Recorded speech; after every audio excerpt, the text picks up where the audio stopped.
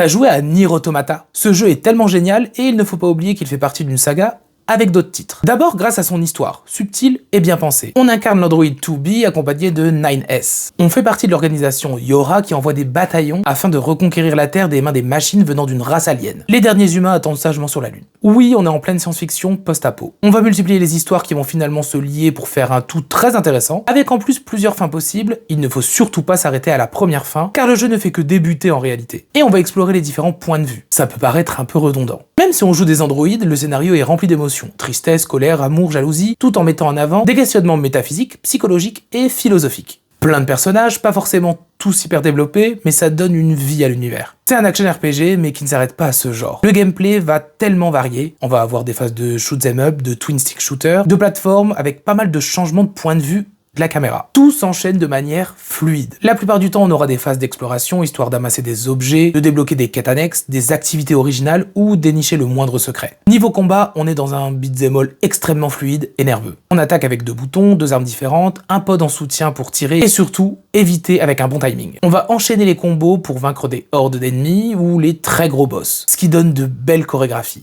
On peut utiliser des objets, changer d'armes ou de pod et les améliorer. Mais surtout, il y a une grosse customisation de notre personnage avec des puces qui changent les capacités et les compétences, histoire de se créer notre personnage parfait. Si on meurt, il faudra absolument aller chercher notre ancien corps pour tout récupérer. L'univers n'est pas hyper grand, c'est un peu vide, mais chacune des zones a son propre charme. Même si techniquement c'est pas hyper joli, la direction artistique est canon. Avec un peu ces tons délavés, c'est extrêmement fluide et le design est réussi. Le doublage est d'une grande qualité et les musiques sont assez exceptionnelles.